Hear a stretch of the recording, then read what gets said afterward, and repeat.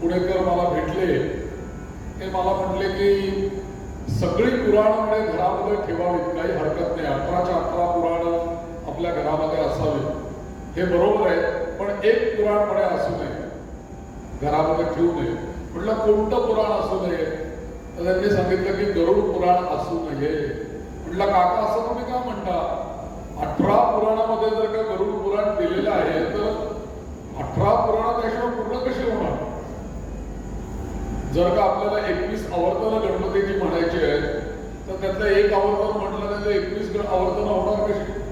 तसं 18 पुराण, 6 शास्त्र, 4 वेद हा जर का आपल्या संपूर्ण सनातन धर्माचा जर का पाया आहे तर त्यातलं एखादं शास्त्र, एखादं पुराण आपण जर का वगळलं तर त्याची परिपूर्णता कशी होईल?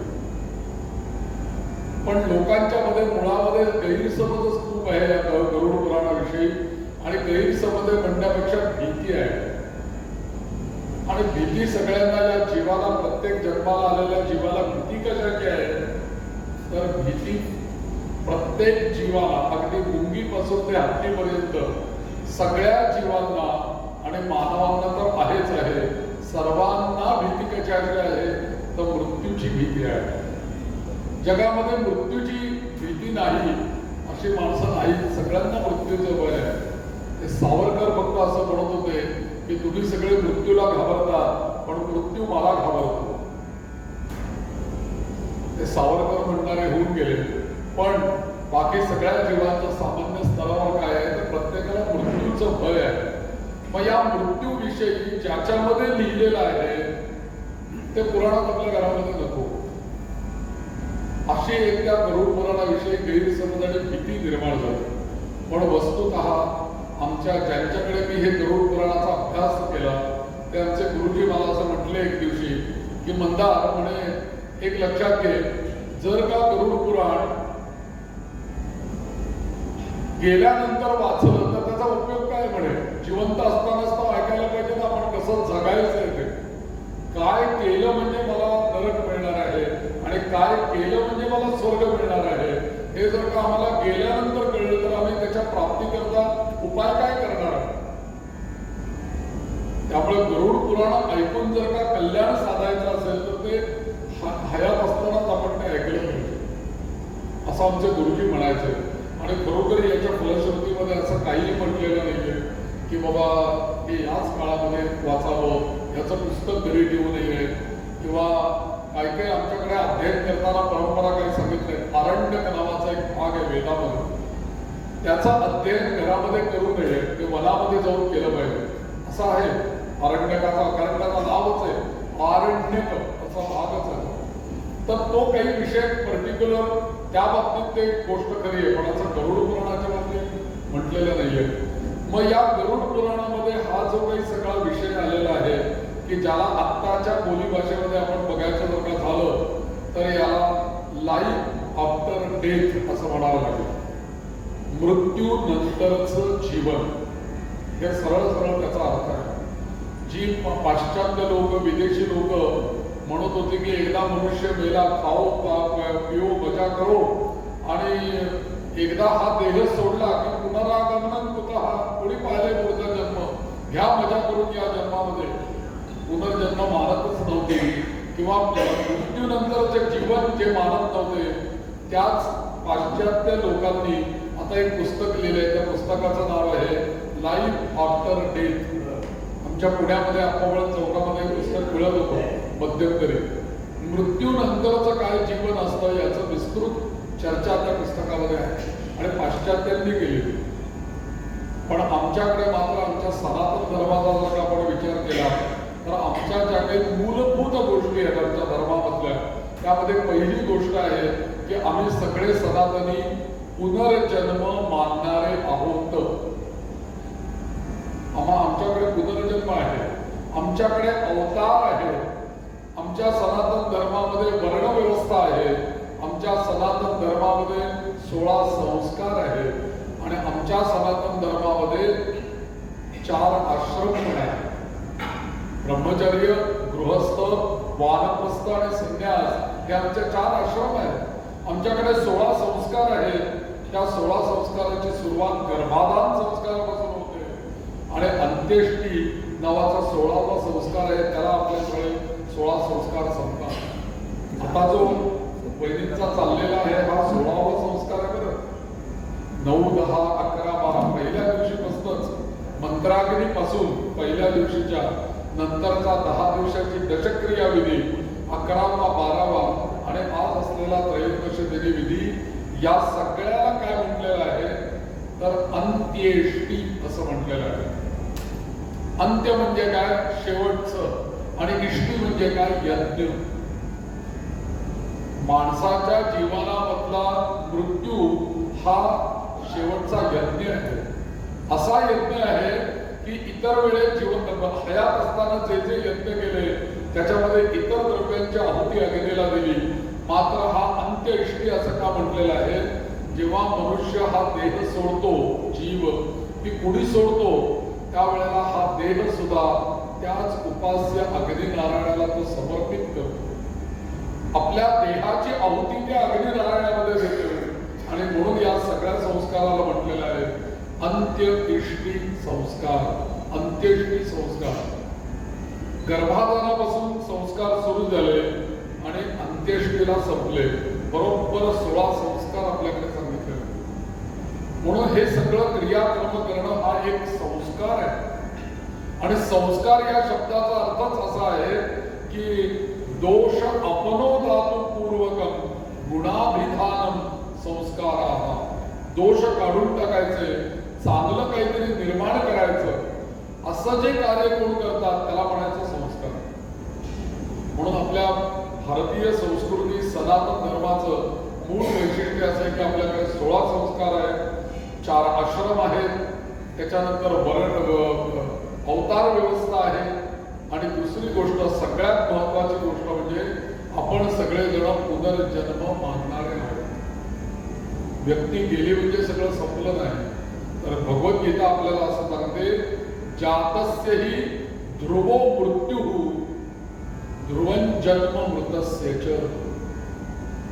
गोपाल कृष्ण अर्जुनाला सांगतायत की अरे बाबा, जातस्यहि ध्रुवो मृत्युः, जे जे कोणी जन्माला आलेले आहेत, या जन्माला आलेल्या प्रत्येकाला एक ना एक दिवस मृत्यू हा निश्चित आहे. परंतु असं काही नाही की बाबा मृत्यू झाला म्हणजे भगवंतांनी पुढच्या चरणामध्ये लगेच उत्तर दिलंय. जातस्यहि ध्रुवो मृत्यू. ध्रुव म्हणजे आढळ. ध्रुव तारा जसा आढळ आहे तसं जन्माला आलेल्या प्रत्येक जीवाला मृत्यू हा आढळ आहे. आज ना उद्या तो येणारच आहे. पण ध्रुवं जन्म मृतस्य च, इतकीच एक गोष्ट आढळ भगवंत सांगतात की जी व्यक्ती गेलेली आहे त्या व्यक्तीचा पुनर्जन्म निश्चित आहे. कुठे कसा कधी काय होईल भगवान जाणे, त्याच्या कर्माप्रमाणे असेल, पण प्रत्येक जीवाला पुनरपि जननम पुनरपि मरणम पुनरपि जननी जठरे शयनम. मग या जन्म मरण या साखळीमधून मुक्त होण्याकरता तर प्रयत्न करण्याकरता हा मानव देह आपल्याला प्राप्त झालेला आहे. म्हणून आपले सगळे संत अभंगामध्ये सुद्धा म्हणतात, जन्म मरण नको आता, नको येर सारा. आणि म्हणजे काय की या जन्म आणि मरण या साखळीमधनं आमचा जीव कधी मुक्त होणार आहे हे भगवंताला माहिती. किती जन्म आपले आधी झाले आणि किती जन्म नंतर होणार आहेत आपल्याला काहीच माहित नाही. भगवंताला माहिती की आपल्यामधून पुढे किती जन्म शिल्लक आहे. इथेच प्रत्यक्ष प्रमाण आपल्याला भगवद्गीता देते की भगवद्गीतेमध्ये अर्जुनालाच कृष्ण असं म्हणतात की अरे अर्जुना, तुला असं वाटतं की तू आणि मी या जन्मामध्ये एकत्र आलेलो आहोत, म्हणजे हा आपला जन्म आहे, हा जन्म हा याच्यानंतर काही नाही किंवा याच्या मागे काही नाही असं तुला वाटतंय, पण तसं नाहीये. म्हणे भगवंत म्हणतात, बहुनी मे व्यतीतानि जन्मानि तव चार्जुन. हे सगळे या जन्माच्या आधी तू आणि मी दोघांनीही याच्या आधी कितीतरी जन्म घेतलेले आहेत. बहुनी असा शब्द वापरतात, अनेक वचन शब्द सांगतात. बहुनी मे व्यतीतानि जन्मानि तव चार्जुन तान्यहं वेत्थ सर्वाणि न त्वं शौच परंतप. पण एक मात्र गोष्ट नक्की लक्षात ठेव की हे सगळे जन्म तू जाणत नाहीस, ते सगळे जन्म मी जाणतो.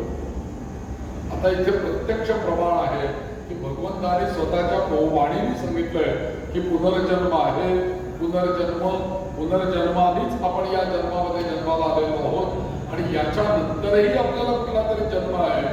म्हणून मग त्या जन्मामध्ये हा देह सोडून दुसऱ्या देहामध्ये जाताना गीताच आपल्याला काय सांगते? वासांसी जीर्णानि यथा विहाय, वासांसी जीर्णानि यथा विहाय नवानि गृह्णाति नरोपराणि तथा शरीराणि विहाय जीर्णा नन्यानि संयाति नवानि देहि. अगदी गीता आपल्याला असं सांगते, अरे मृत्यू मृत्यू मृत्यू म्हणजे काय? तुझ्या दृष्टीने मृत्यू हा आहे, निसर्गाच्या दृष्टीने काय आहे, आत्म्याच्या दृष्टीने काय आहे मृत्यू? तर इथे या श्लोकामध्ये स्पष्ट सांगतात, वासांसी जीर्णानि यथा विहाय. वास म्हणजे वस्त्र. आमच्या शरीरावरची जर का वस्त्र फाटली, खराब झाली, डाग पडला, जुनी झाली, तर आम्ही काय करतो की आम्ही ती जुनी झालेली, जीर्ण झालेली वस्त्र वासांसी जीर्णानि यथा विहाय टाकून देतो. मग आम्ही काय करतो? नवीन वस्त्र धारण करतो. नवाने गृह्णाति, नवीन वस्त्र आम्ही धारण करतो. आत्मा हेच काम करतो. जीर्ण झालेला देह, व्याधीग्रस्त असलेला देह, जीर्ण शीर्ण वृद्धत्व असलेला देह, या देहा किंवा एक दुसरी गोष्ट अशी आहे की या देहामधनं मला भोगायचं प्रारब्ध जे काही आहे ते संपलं की आता या देहाचं काम नाही, मला इथलं प्रारब्ध संपलं, इथलं अन्न उदक संपलं, आता या देहाचा त्याग करायला पाहिजे. म्हणून जीवात्मा त्या देहाचा त्याग करतो आणि मग काय तर मग नवीन जन्माला तो जातो. नवीन पुन्हा प्रारब्ध उपभोगायला तो तयार होतो आणि नवीन जन्म, नवीन देह, ताजा तवाना असा देह तो पुन्हा धारण करतो आणि पुन्हा त्याचं जीवन चालूच राहतो. मग याच्यामध्ये मृत्यू ही स्थिती अशी आहे की या मृत्यूमुळे ही गोष्ट घडते की या जीवात्म्याचा शरीर त्याग हाच मृत्यू आहे. मग या मृत्यूविषयी सगळं जे काही सांगितलेलं आहे ते या गरुड पुराणामध्ये सांगितलेलं आहे. मला जाता जाता तुम्हाला एक गोष्ट सांगायची वाटते की गरुड पुराणाविषयी मुळीच गैरसमज बाळगू नका, मुळीच भीती बाळगू नका. कारण मी स्वतः अभ्यास करूनच तुमच्या समोर बसलेलो आहे ना गरुड पुराणाचा. जर का ते त्याग असतं तर मी अभ्यास करून तुमच्या समोर कशाला बसलो असतो? माझ्या घरी गरुड पुराण एक नाही 5-6 वेगवेगळे ग्रंथ आहेत गरुड पुराणामध्ये, सगळे ठेवले तुम्ही माझ्या ग्रंथालयामध्ये. त्याचा अभ्यास तर केल्याशिवाय मी तुम्हाला सांगू शकत नाही. पण गरुड पुराण हे आपल्याला माहिती असलं पाहिजे, त्याच्यामध्ये काय सांगितलंय हे आपल्याला समजलं पाहिजे. आणि गरुड पुराण ही कोणाची तरी सामान्य वाणी नाहीये, तर गरुड पुराण ही भगवान विष्णूंची वाणी. हा जो गरुड आहे की नाही, मुळामध्ये गरुड हा पक्षांचा राजा आपण म्हणतो आणि गरुड म्हणजे भगवान विष्णूंचं वाहन आहे. विष्णू त्या गरुडावर बसतात आणि सर्वत्र या तिन्ही लोकांमध्ये संचार करतात. मग अगदी प्राचीन काळी हा जो गरुड होता, या गरुडाला वाहन केलेले नव्हतं भगवंताने. मग या गरुडाने असा विचार केला की आपण पक्षीराज आहोत, पण आपल्याला श्रेष्ठ काहीतरी पद प्राप्त झालं पाहिजे. या जगामध्ये लक्षात घ्या, सगळ्यांनी उपासना केली, सगळ्यांनी तप केले. ते राक्षस जरी होऊन गेले तरी त्या राक्षसांनी सुद्धा तप केलंय आणि उपासना करून वर प्राप्ती करून घेतली. तर या गरुडाने ठरवलं की आपण तप करायचं. म्हणून हा गरुड कुठे निघाला तर तपक कुर्यात रेवातीरे, नर्मदा नदीवरती तप करावं म्हणून हा नर्मदा किनारी गरुड गेला आणि या नर्मदा किनारी त्यांनी अखंड तप केलं. इतकं घोर तप केलं त्यांनी की या तपाची फलश्रुती म्हणून प्रत्यक्ष नारायण भगवान विष्णू या नर्मदा किनारी या गरुडाला दर्शन द्यायला समोर उपस्थित झाले आणि म्हणाले, अरे गरुडा, तू फार मोठा तप केलेस म्हणे, मी अत्यंत प्रसन्न झालेलो आहे, काय पाहिजे, तुझी काय इच्छा आहे ते सांग. गरुड म्हणाला की भगवंत, आपण मला प्रसन्न झाला, इथेच माझं जीवन कृतार्थ झालेलं आहे, काय मागू मी तुमच्याकडनं. नाही म्हटलं, तुला काहीतरी मागितलंच पाहिजे, तू जे मागशील ते मी देणार, कारण तू ते तप केलेलं आहेस, त्याचं तुला फळ मिळाला पाहिजे.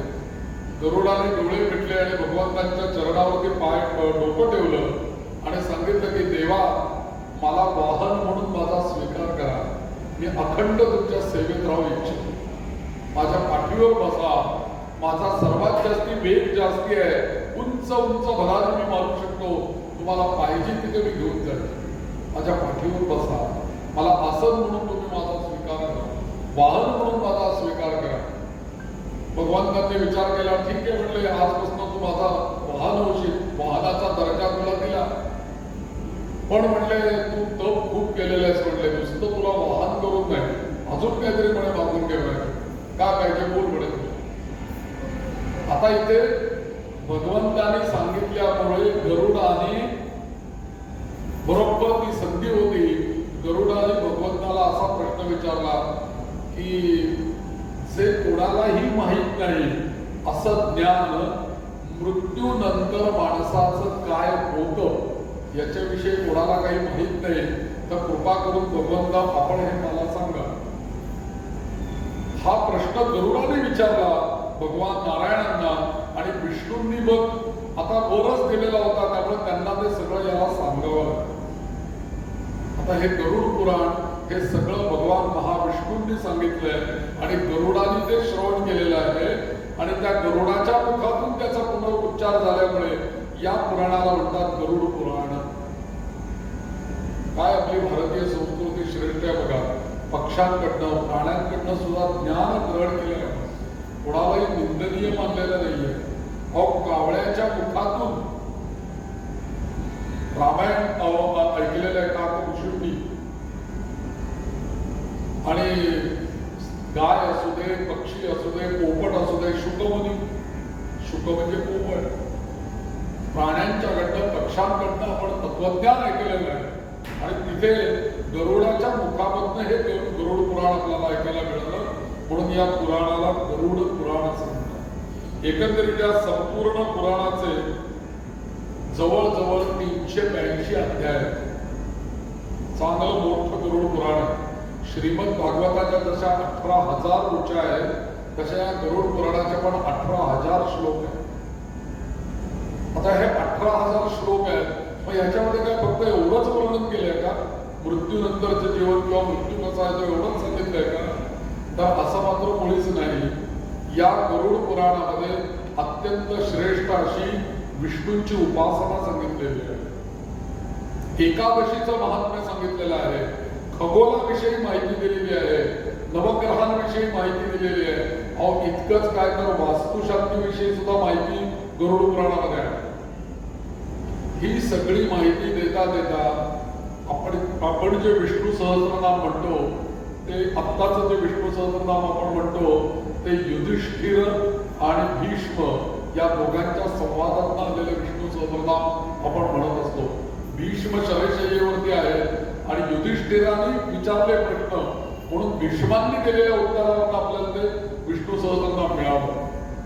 परंतु या गरुड पुराणामध्ये अगदी तेवढ्याच चांगल्या दर्जाचं विष्णू सहस्रनाम स्वतंत्र आहे बरं. आज ते दुर्मिळ आहे, फार कमी लोक ते म्हणतात, पण म्हणण्यासारखं विष्णू सहस्रनाम या गरुड पुराणामध्ये आहे. संपूर्ण फलश्रुती सहित गरुड पुराणामध्ये विष्णू सहस्रनाम आहे. विष्णू पंचर स्तोत्र आहे, एकादशीच्या कथा आहेत, शाळीग्रामाचं महत्व आहे. अशा अनेक गोष्टींनी हे गरुड पुराण परिपूर्ण 18 पुराणापैकी एक पुराण. मग ह्याच्यातला असा कुठला भाग आहे की जो आता या 10 दिवसात 13 दिवसात ऐकला जातो, तर त्या भागाला 17 अध्यायांचा एक विभाग आहे.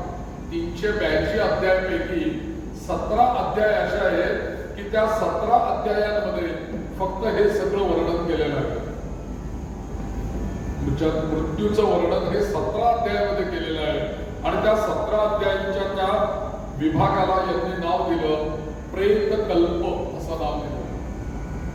या प्रेत कल्पामध्ये हे 17 अध्याय आहेत आणि या 17 अध्यायामध्ये गरुडाने विचारलेल्या प्रश्नांची उत्तरं या भगवंतांनी दिलेली आहेत. मृत्यू कसा येतो इथपासून मृत्यू आल्यानंतर पहिल्या दिवशी काय, दुसऱ्या दिवशी काय, तिसऱ्या दिवशी काय, 10व्या दिवशी काय, या सगळ्याचं वर्णन या गरुड पुराणाच्या 17 अध्यायांमध्ये आलेलं आहे. म्हणून सर्वसाधारणपणे हा 17 अध्यायांचा जो भाग आहे तो या 10 दिवसामध्ये वाचला जातो, ऐकला जातो, सांगितला जातो. पण केवळ गरुड पुराणामध्येच एवढा हा भाग आहे का, तर असं नाही. श्रीमद भागवतामध्ये नवे त्या सगळ्या पुराणांमध्ये थोड्याफार फरकाने हाच सगळा भाग सांगितलेला आहे. आपल्या श्रीमद भागवतामध्ये हवा कवीचं वर्णन जे काही येतं ते वर्णन म्हणजे हे स्वर्ग नरकाचंच वर्णन आहे. मग आता इथे या गरुड पुराणामध्ये 2 प्रकारचे मार्ग सांगितले. पहिल्यांदा एक देवयान मार्ग आहे आणि एक पितृयान मार्ग आहे. मनुष्य 2 मार्गांनी स्वर्गलोकी किंवा यमलोकी जातो म्हणून सांगितलेलं आहे. मग त्यातला देवयान जो मार्ग आहे तो कोणासाठी आहे आणि पितृयान मार्ग कोणासाठी आहे, तर त्यांनी सांगितलं की देवयान नावाचा जो मार्ग आहे तो पुण्यवान लोकांसाठी आहे आणि पितृयान मार्ग जो आहे तो पापी लोकांसाठी आहे. मग या गरुडानी प्रश्न असा विचारला, सुरुवातीच्याच अध्यायामध्ये तो प्रश्न आहे. या 17 अध्यायापैकी पहिला अध्याय गरुडाने विचारला की आतापर्यंत पुण्यवान लोक कशी पुण्य मिळवतात, त्यांना कसा मृत्यू येतो, हे सगळं आम्ही ऐकलं. आम्हाला मुळामध्ये विशेष ऐकायचं हे की पापी माणसाला मृत्यू कसा येतो, त्याचा जीव शरीरातून बाहेर कसा पडतो आणि त्यानंतर त्याला गती कशी प्राप्त होती हे आम्हाला सांगा. तर हा प्रश्न विचारल्यानंतर या गरुडाला सांगायला सुरुवात केली भगवंतानी. आणि पहिली गोष्ट त्यांनी अशी सांगितली पहिल्या अध्यायामध्ये की प्रत्येक जीवाला जो काही मृत्यू येतो, आता त्यांनी सांगायला सुरुवात करताना काय केली की पाप आणि पुण्य या दोन्ही गोष्टी मनुष्य भोगत असतो.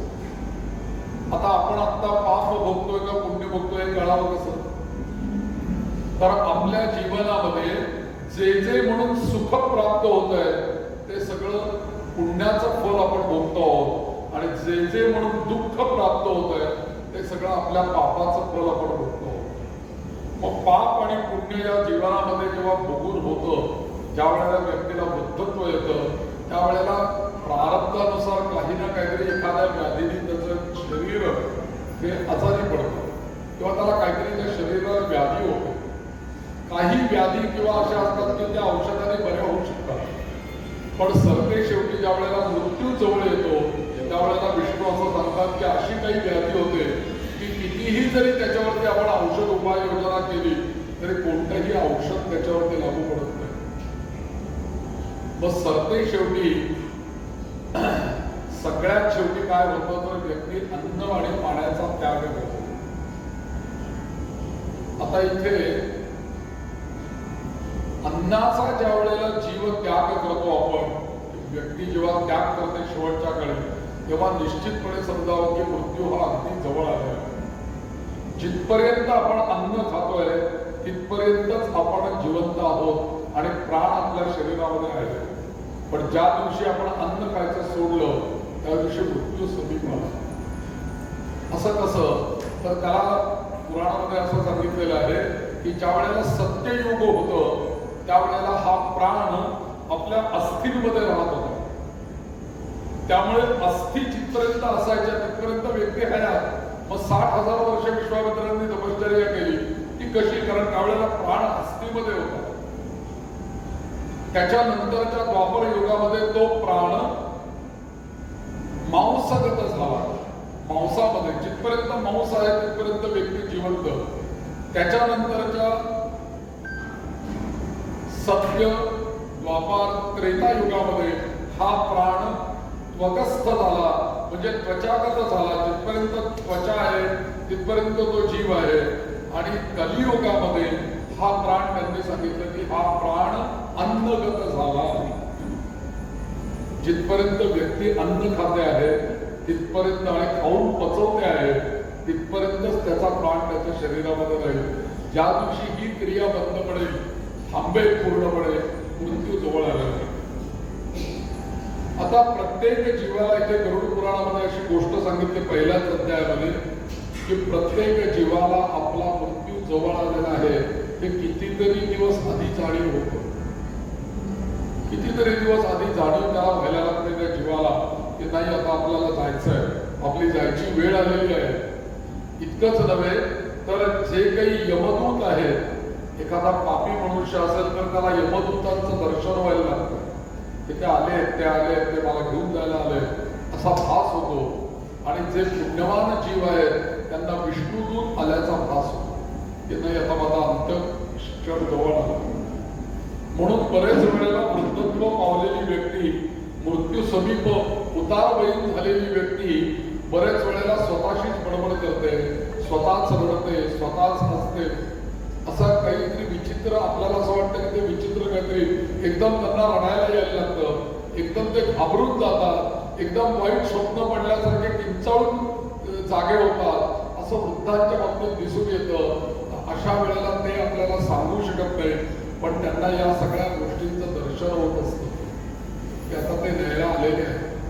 आणि दुसरी गोष्ट म्हणजे प्रत्येक जीवाच्या बाबतीत एक गोष्ट भगवंतांनी सांगितलेली आहे की प्रत्येक जीवाला मृत्यू जेव्हा जवळ येतो त्यावेळेला जन्माला आल्यापासून मृत्यूपर्यंत, जसं आपण एखाद्या 3 तासाच्या चित्रपटाचा ट्रेलर एक 10 मिनिटांमध्ये आपण जसं बघतो आणि आपल्याला कल्पना येते की पुढे 3 तास पिक्चर काय असेल, तसं या थोडक्या काळामध्ये या जन्मामध्ये केलेलं पाप, पुण्य आणि कर्म याचे सगळे चलचित्र त्या जीवाला पाहायला मिळतं.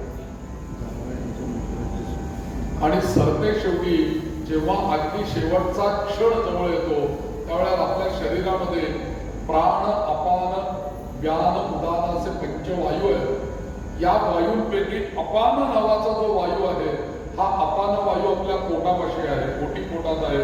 नाभीपाशी हा वायू राहतो. हा नाभीपाशी असलेला अपान वायू हा प्राणाला आपल्या शरीरातून बाहेर ढकलतो आणि मग शरीरातून तो प्राण बाहेर पडतो. आता शरीरातून हा प्राण बाहेर पडतो म्हणजे मग कुठून बाहेर पडतो, कुठून आत गेला होता, कुठून बाहेर पडतो. तर यांनी या गरुड पुराणामध्ये या प्राणाला बाहेर पडण्याकरता 9 द्वार सांगितलेली आहेत. त्या 9 द्वारांपैकी कुठल्या तरी एका द्वाराने तो प्राण बाहेर पडतो. त्यातली उत्तम द्वार जी आहेत ती 7 द्वार आहेत. ती कुठे आहेत तर आपल्या खांद्यापासून वरचा जो भाग आहे या भागावरती 2 डोळे, त्यानंतर 2 कान, 4 झाले, 2 नाकपुड्या, 5, 6 आणि मुख म्हणजे 7. ही 7 छिद्र झाली. या छिद्रांमधून तो कुठून तरी बाहेर पडेल.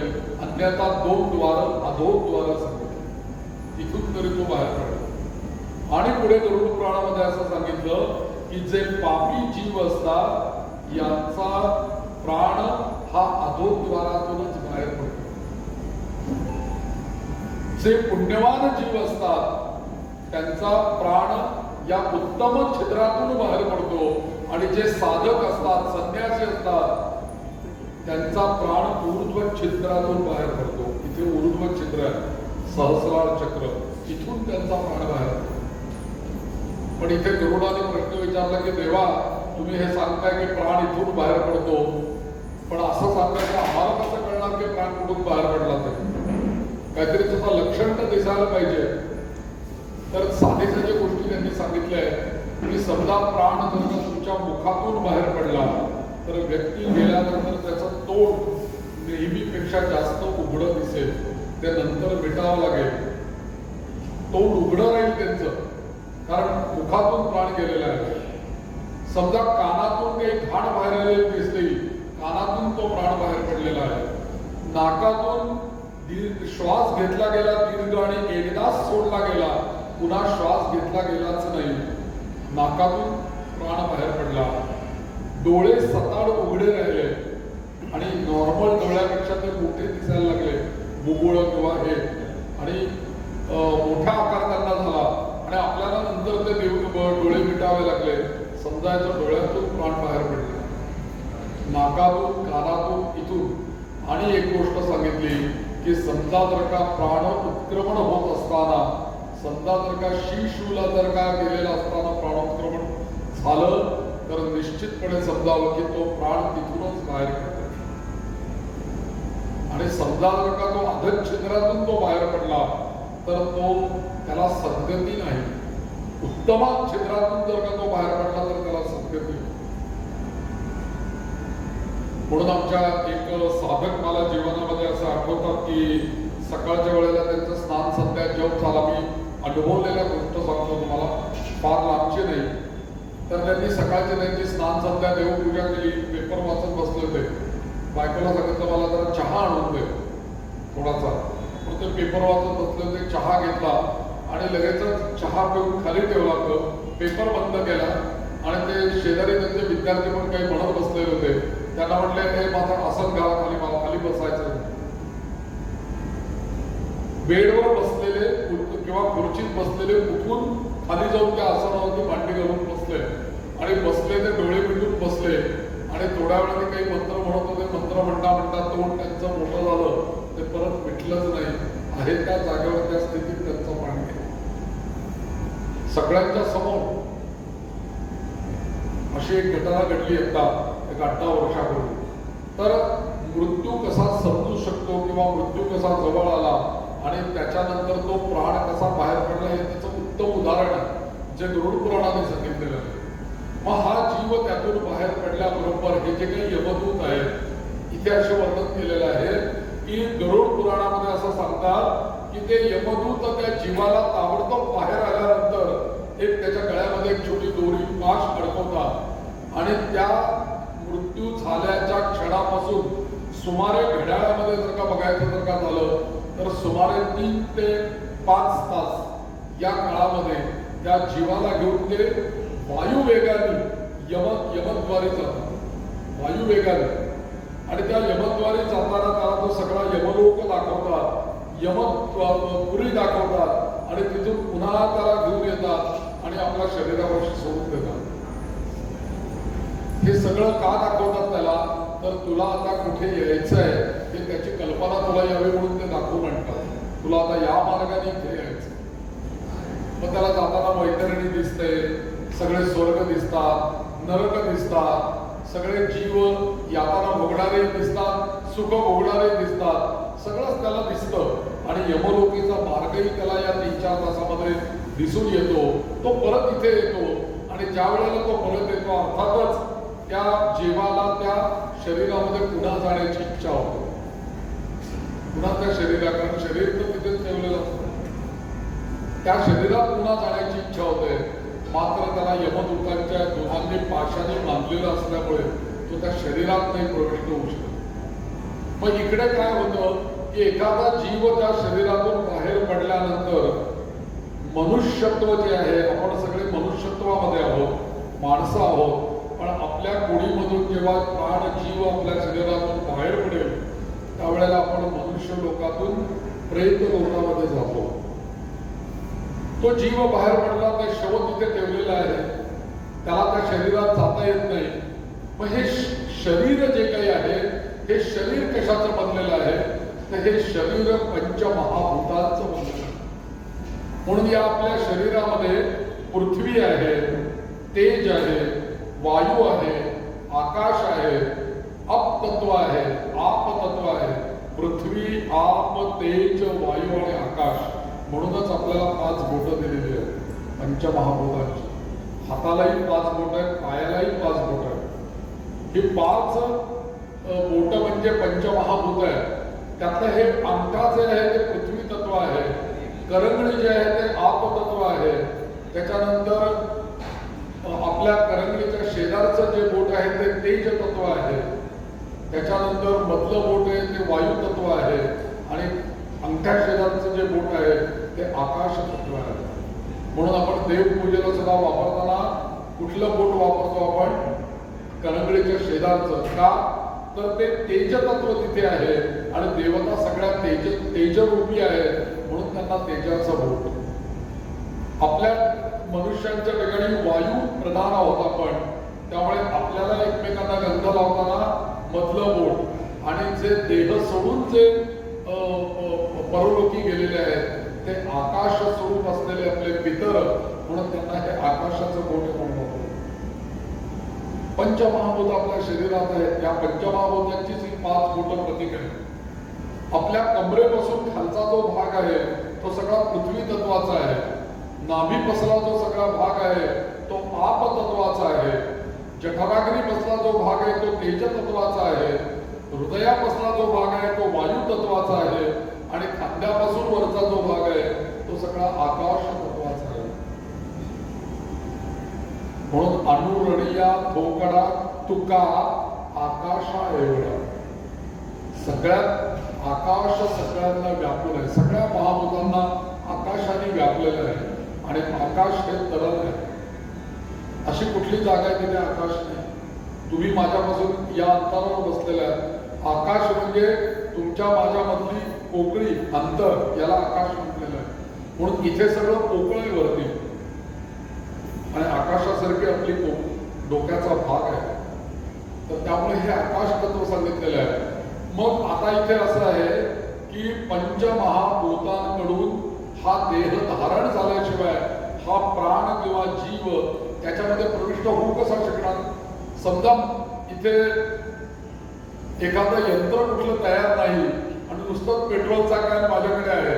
यंत्र तयार झाल्याशिवाय त्या पेट्रोलचा उपयोग काय. म्हणून यंत्र तयार होतं हे मानवी शरीर, ते पंचमहाभूतांचं तयार होतं आणि त्याच्यामध्ये प्राण प्रविष्ट होतो, जीव प्रविष्ट होतो. तो आईच्या पोटामध्येच प्रविष्ट होतो आणि आपल्याला असं वाटतं की आधी देह तयार झाला मग त्याच्यामध्ये प्राण गेला. असं नाही होत. ज्या दिवशी गर्भधारणा झाली त्याच दिवशी स्त्री आणि पुरुषांच्या बीजाबरोबरच तो जीव तिथे अंकुरायला सुरुवात होते. त्या दिवसापासून तो जीव तिथे आहे. म्हणूनच असलेल्या बीजापासून देह निर्मितीची प्रक्रिया सुरू होते. समजा जर का कोणी जीव जन्माला यायचा तो तिथे पोचला नाही तर या असलेल्या बीजांपासून देह निर्मिती होत नाही. म्हणून त्या दिवसापासून नव्हे त्या क्षणापासून तो जीवात्मा तिथे आहे. त्याच्याच साक्षीने हा सगळा देह आईच्या पोटामध्ये पूर्ण निर्माण होतो, पूर्ण पोसला जातो आणि सर्वसाधारणपणे 9 महिने 9.5 महिन्यानंतर 10व्या महिन्यामध्ये हा जीव जन्माला येतो. बरोबर क्रियाक्रम कसा आहे बघा. 10 दिवसापर्यंतच्या क्रियाक्रमांना आपण म्हणतो दशक्रिया विधी असं म्हणतो आपण. बरोबर गेल्यानंतर किती दिवसाची क्रिया आहे. 10 दिवसाची क्रिया आहे. आणि आईच्या पोटामध्ये आपण किती महिने होतो. 10 महिने होतो. जसं आपल्याला जीवाला जन्माला यायला आईच्या पोटामध्ये 10 महिने लागले तसा हा देह हा लोक सोडून जायला सुद्धा त्या 10 महिन्यांच्या प्रतीकातला प्रत्येक महिन्याचा एक दिवस याप्रमाणे आपल्याला 10 दिवस लागतात. म्हणून आपण 10व्या महिन्यामध्ये जन्म झाला इथे आपण व्यक्ती गेल्यानंतर दशम दिन साजरा करतो, 10वा साजरा करतो आणि त्याच वेळेला तिथे क्रिया करतो आपण की सगळे जण असलेले आपण तिलांजली द्यायला जातो नदीवरती आणि तो जो आश्मा आहे त्याच्यावरती आपण तिलांजली देतो आणि नंतर तो आश्मा आणि घरात लावलेला दिवा आपण 10व्या दिवशी किंवा 11व्या दिवशी विसर्जन करतो. म्हणजे इथे दशक्रिया आहे, 10 दिवसाची क्रिया आहे. तिथे 10 महिने आईच्या पोटामध्ये त्या जीवाला लागलेले आहे. त्या प्रत्येक महिन्याचा एक दिवस म्हणून ही दशक्रिया आहे. आता या जीवाला जेव्हा हे जे काही देह धारण केलेला आहे हा पंचमहाभूतांचा जर का धारण केलेला आहे तर हा देह धारण केलेला थोडक्यात सांगायचं तर त्या जीवाने हा देह काही वर्षाकरता पंचमहाभूतांकडनं उसना घेतलेला आहे. तो त्यांना परत द्यायचा आहे. हे शरीर आपण उसनं घेतलंय पंचमहाभूतांकडनं. हे प्रारब्ध भोगण्यासाठी आपण ते स्वीकारलेलं आहे. म्हणून काय तर हे पंचमहाभूत जिथून आपल्या शरीरामध्ये आली तिथे ती परत जायला पाहिजे, विलीन व्हायला पाहिजे. याच्याकरता पहिल्या दिवशी आपण अग्नी संस्कार करतो आणि अग्नीवरती जेव्हा त्या शरीराचा त्या प्रेताचा जेव्हा दाह होतो त्यावेळेला अग्निनारायण काय काम करतो तर अग्नी त्या पंचमहाभूतांचं विलीनीकरण करतो. आणि म्हणून काय होतं की अग्नी या देहाला दिल्याबरोबर होतं काय की पृथ्वी तत्वात मिळून जातं, आप तत्वामध्ये मिळून जातं, तेज तत्व तेजात मिळून जातं, वायू तत्व वायूमध्ये मिळून जातं, आकाश तत्व आकाशामध्ये मिसळून जातं. आणि हे विलीनीकरणाचा पहिल्या दिवशीचं काम हा अग्निनारायण करतो. म्हणून आता बरेच वेळेला पेपरमध्ये एखाद्या मृत्यूची बातमी येते तेव्हा त्याच्या खाली लिहिलेलं असतं की अमुक एक व्यक्ती अमुक तारखेला पंचतत्वामध्ये विलीन झाली असं म्हणतात. हे पंचतत्वामध्ये विलीन झाले असं कसं तर त्या पंचमहाभूतांचं विलीनीकरण हे पहिल्या दिवशी होऊन जातं. आता हा जो जीवात्मा जो आहे की जो त्या शरीरामध्ये प्रविष्ट होऊ पाहतोय त्याला काही त्याच्यामध्ये जाता येत नाही. पुढे आम्ही काय करतो तर ते शव घेऊन आम्ही वैकुंठामध्ये जातो आणि वैकुंठामध्ये गेल्यानंतर त्या ठिकाणी चिता रचण्यात येते. त्या चितेवरती तो देह ठेवण्यात येतो आणि त्याला अग्नी संस्कार केला जातो. इथपर्यंत या क्रियेपर्यंत तो जीव त्या याच्याबरोबर त्या देहाबरोबर तिथपर्यंत आलेला असतो. आता इथे गरुड पुराणामधला एक श्लोक फार महत्वाचा आहे की मग बाबा रे ते यमदूत त्या जीवाला असं विचारतात की बघ म्हणे इथे तू एकटा आहेस, बघ म्हणे तुझा कोणी मुलगा आलाय का, तुझी कोणी मुलगी आली आहे का, तुझा मित्र आलाय का, तुझी मैत्रीण आली का, इथे कोणी तुला कोण तुझ्या बरोबर आहे आणि कोणाला तू घेऊन इथे आलायस, कोणीही तुझ्या बरोबर नाही, तू एकटाच इथे आहेस आणि आम्ही तुला घेऊन चाललो. तू जर का काही जीवनामध्ये पुण्य केलं असशील तर ते पुण्यच फक्त तुझ्या बरोबर असेल, जर पाप केलेलं असेल तर ते पापही तुझ्या बरोबर असेल, बाकी आता तुझं कोणी साथ देणार नाही. म्हणून तिथे अत्यंत चांगला श्लोक त्याने त्या गरुड पुराणामध्ये येतो. तो अत्यंत महत्वाचा श्लोक आहे. त्यांनी सांगितलं की धनाने भूमौ, आपण जे काही आयुष्यभर जे काही धन मिळवतो, धनाने भूमौ पशवश्च गोष्ठे, धनानि भूमो पशवश्च गोष्ठे भार्या गृहद्वारे जनाः स्मशाने देहश्चितायां परलोक मार्गे कर्मानुको गच्छति जीव एका. मी आता इथे काय सांगितलं बघा की माझ्या बरोबर काय येणार आहे तर इथे त्या देहाची चितेवरती देह ठेवल्यानंतर त्या व्यक्तीच्या बरोबर काय येतं याचं उत्तर इथे आहे की मी जे मिळवलेलं जे काही धन संपत्ती जड जवाहीर जे काही होतं ते सगळं शेवटी राहिलं कुठे तर मी वरती गेलो पण ते राहिलं भूमीवरतीच. धनानी भूमौ, मी जे पाळलेले पशु पक्षी प्राणी जे काही होते ते आले का माझ्या बरोबर, कोणी माझा पाळलेला कुत्रा माझ्या बरोबर आला का, कोणी पोपट पाळला असेल तो माझ्या बरोबर आला का तर ते नाही, ते त्यांच्या तिथेच राहिले.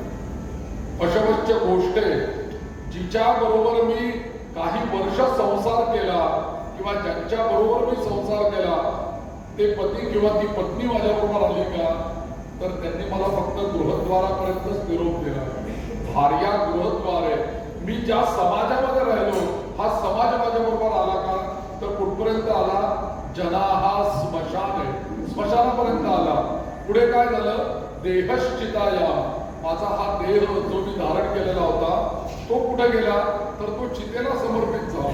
मग तो देहही माझ्या बरोबर आला नाही. देहश्चिताया परलोक मार्गे, आता निघाला परलोकी. कोण आला बरोबर, कर्मानुगो गच्छति जीव एकहा. म्हणून कर्म आणि कर्मच माणसाच्या बरोबर येतं, दुसरं काहीही येत नाही. म्हणून माणसाने आयुष्यभर कर्म चांगलं केलं पाहिजे. त्या कर्माची शिदोरी घेऊनच आपण पुढच्या जन्मी जाणार आहोत. म्हणून लोक विचारतात की पाप म्हणजे काय आणि पुण्य म्हणजे काय. आम्हाला पुण्य ते मिळवायचं आहे, पापापासून तर वाचायचं आहे, मला पाप करायचं नाहीये. मग पाप म्हणजे काय आणि पुण्य म्हणजे काय. तर तुकाराम महाराजांनी सांगितलंय बघा अभंग, पुण्य पर उपकार पापते पर पीडा. पुण्य पर उपकार पापते पर पीडा. दुसऱ्यावरती उपकार करणं हे पुण्य आहे आणि दुसऱ्याला पीडा देणे हे पाप आहे असं तुकाराम महाराजांनी सांगितलं. इथे हा जीव येतो. एक 2 मिनिटं आपण परत एक रामनामाचा जप करूया आणि पुढे जाऊया. आपल्याला 12:15 12:30 तिकडे निरोपाला की मला सांगा नमस्काराचा. इथपर्यंतच मी तुम्हाला जास्तीत जास्त माहिती देण्याचा प्रयत्न करणार आहे. आपल्याला 9-10 11 कशी क्रिया होते समजून घेण्यासारखं आहे. मी सांगण्याचा प्रयत्न करतो थोडक्या वेळात तुम्हाला. श्रीराम जय राम जय जय राम. श्रीराम जय राम जय जय राम. श्रीराम जय राम जय जय राम. श्रीराम जय राम जय जय राम. श्रीराम जय राम जय जय राम. श्रीराम जय राम जय जय राम. श्रीराम जय राम जय जय राम. श्रीराम जय राम जय जय राम. श्रीराम जय राम जय जय राम. श्रीराम जय राम जय जय राम. श्रीराम जय राम जय जय राम. श्रीराम जय राम जय जय राम. श्रीराम जय राम जय जय राम. श्रीराम जय राम जय जय राम. श्रीराम जय राम जय जय राम.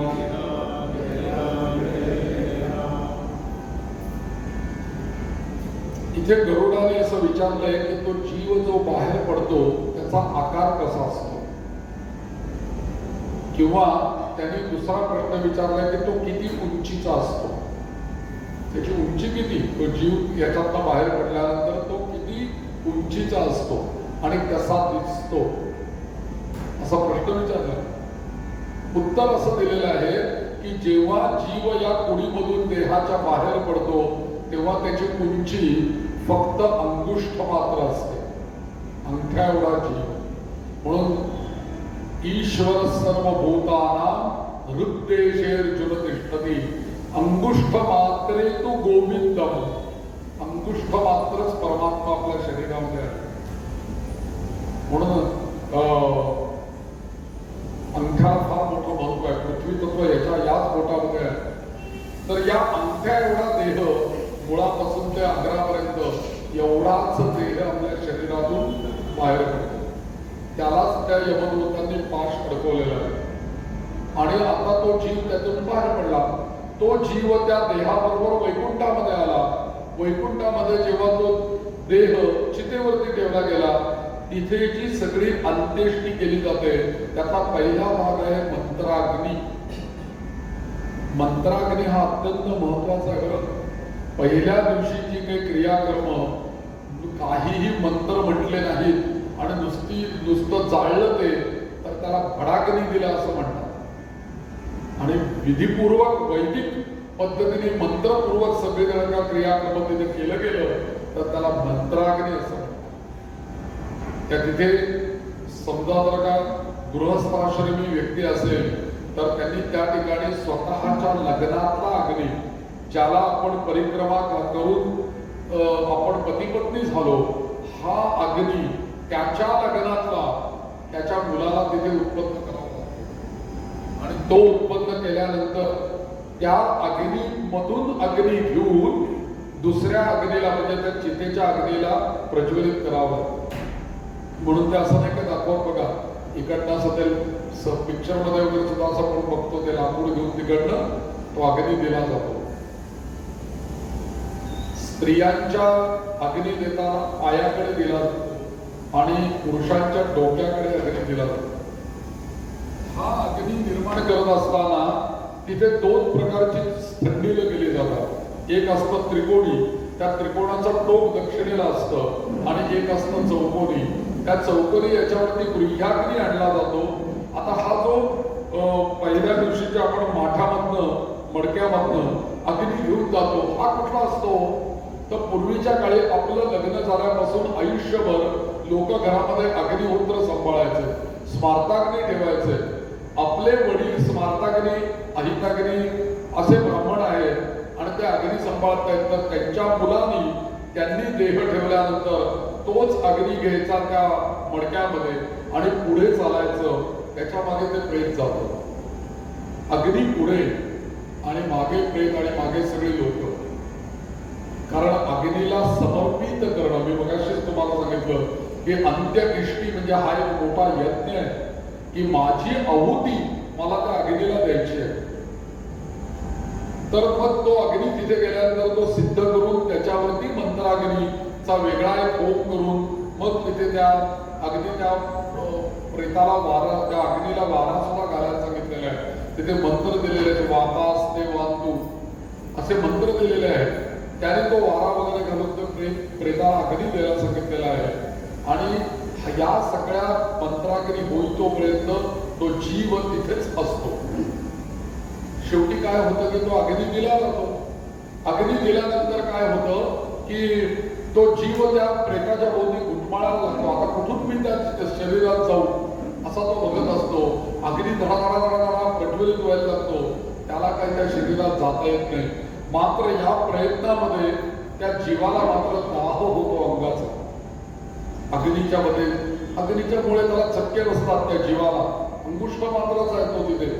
इथे एक क्रिया केली जाते की ते दिलेलं जे चितेवरती ठेवलेलं जे काही शिवा आहे ना, खरं तर पूर्ण अर्ध जळल्यानंतर ज्या वेळेला हा भाग पूर्ण होतो, डोक्याचा सगळ्यात शेवटी हा भाग संपतो, त्या वेळेपर्यंत खरं थांबायचं आहे. आणि त्या वेळेला एक माठ घ्यायचा आहे हातामध्ये. त्या माठामध्ये पाणी भरून घ्यायचं आहे आणि तो माठ आपल्या खांद्यावर घ्यायचा आहे. आणि त्या खांद्यावरती माठ घेतल्याबरोबर एक कोणीतरी दगड आणतं तिथे आणि त्या दगडाने त्या माठाला पहिलं छिद्र पाडलं जातं. ते वरच्या बाजूला छिद्र पाडलं जातं आणि तो माठ घेऊन आपण त्या प्रेताला जळणाऱ्या प्रेताला उलटा प्रदक्षिणा घालतो. एक प्रदक्षिणा, दुसरी प्रदक्षिणा, तिसरी, या तीनही प्रदक्षिणा होत असताना प्रत्येक वेळेला एक छिद्र पाडलं गेलं. अर्थ काय झाला की पहिलं छिद्र बाल्यत्व, दुसरं छिद्र तारुण्य, तिसरं छिद्र वार्धक्य. बघा तुम्ही पाणी सुद्धा आहे ना, बाल्यत्वाचं पहिलं छिद्र आहे, तिथे छिद्र पाडल्याबरोबर झटकन निघून जातं पाणी. ते पुरतही नाही शेवटपर्यंत प्रदक्षिणा घालता. बाल्यत्व केव्हा आलं आणि केव्हा गेलं समजलंच नाही. परंतु त्यापेक्षा लक्षात काय आहे, दीर्घ खालचं छिद्र तारुण्यत्व हे मात्र दीर्घ झालं, लक्षात राहिलं काही त्याचं. त्याही पेक्षा दीर्घ काय आहे तर वृद्धत्व. म्हणून सगळ्यात शेवटचं छिद्र जे आहे ते वृद्धत्वाचं आहे. आपल्या घड्याळाच्या दृष्टीने जर का आपण बघितलं तर एक आहे सेकंद काटा, एक आहे मिनिट काटा आणि एक आहे तास काटा. हीच तीन छिद्र म्हणजे या माठाला पाडलेली आहेत बरं का. जे पहिलं छिद्र आहे ते सेकंद काटा आहे, बरोबर बरोबर बरोबर फिरतो. दुसरं छिद्र आहे मिनिट काटा आणि तिसरं छिद्र आहे तास काटा. तिसरं छिद्र आम्ही पाडलं आणि तो आश्मा तिथे हातामध्ये घेतलेला आहे. प्रदक्षिणा करून आल्याबरोबर तो जो खांद्यावर घेतलेला कुंभ जो आहे, खाली दगड तो आश्मा ठेवला गेला आणि धाडकन आम्ही तो मागे सोडून देतो आणि तो त्या आश्मावरती आपटतो आणि त्याचा फट्ट दिशे असा आवाज येतो. घट परघट, एक प्रतीक लक्षात घ्या. हा घट आहे, तो परघट आहे. हा आत्मा आहे, तो परमात्मा आहे. आत्म्याचं परमात्म्याशी मिलन आहे. त्या आत्मा आणि परमात्म्याच्या मध्ये हा देह आहे. पण ज्या वेळेला हा देह संपला त्यावेळेला आत्मा परघट होऊन जातो. आत्मा परमात्म स्वरूप होऊन जातो. आणि त्याचं प्रतीक म्हणजे अगदी उत्तम उदाहरण म्हणजे जेव्हा कुंभार ते माठ करत असेल तयार, तेव्हा त्या कुंभामध्ये हवा असते की नाही. त्या कुंभामध्ये आकाश आहे, पण ज्या वेळेला त्या कुंभामध्ये आम्ही पाणी पण भरलेलं आहे, म्हणजे तिसरंही तत्व त्याच्यामध्ये आलं. वायू आला, आकाश आला, जल आलं, पृथ्वी तत्वाचा दमाटच आहे. आणि त्या पाण्याला काहीतरी टेम्परेचर आहे ना, तो अग्नीच आहे त्याचा. म्हणजे पंचमहाभूत त्या माठामध्ये आली. ज्या वेळेला आम्ही तो माठ खाली टाकला आणि तो फुटला त्यावेळेला पंचमहाभूतांचं विलीनीकरण झालं आणि आतलं जे सगळं होतं ते त्या तत्वामध्ये, हवा त्या हवेमध्ये मिसळून गेली, पाणी त्या पाण्यामध्ये मिसळून गेलं, सगळं त्या तत्वामध्ये मिसळून गेलं. आता राहता राहिलं हा माठही फुटल्यानंतर तो जो जीवात्मा बरोबर आलेला आहे, तो जीव इकडे तिकडे घुटमळत असणारा पटकन काय करतो तर त्या आश्म्याचा आश्रय घेतो. छोटा दगड जो आहे आणि मग त्या आश्रयाचा आश्रय त्यांनी घेतल्यानंतर तो आम्ही आश्मा उचलतो आणि वैकुंठातून पहिल्या दिवशी घरी येताना तिथे जी जमलेली सगळी मंडळी आहेत ती सगळी जण त्या पहिल्या दिवशी त्या आश्म्यावरती तिलांजली देतात आणि मग तो आश्मा ते उत्तरीय वस्त्र हे सगळं घेऊन आम्ही घरी येतो. बघा आता हा जीव त्या आश्म्याला आश्रय झालेला आहे, त्या जीव त्या आश्म्याच्या आश्रयाने राहिलेला आहे. त्या आश्म्याबरोबर हा जीव कुठे आला? आपल्या घरी आला. तिथपर्यंत आपल्या घरातून प्रेत बाहेर जात असताना त्या प्रेताला स्नान घातलं जातं, नवीन कपडे घातले जातात, गंध लावला जातं, एखादी सवाष्ण्या असेल तर मळवट भरला जातो, त्यानंतर माळ घातली जाते, सगळं त्याला हे केलं जातं. सरते शेवटी औक्षण केलं जातं त्या जीवाला आणि औक्षण करून ते प्रेत पायाकडनं घरातनं बाहेर पडतं. ज्या चौकटीमधून ते प्रेत बाहेर गेलं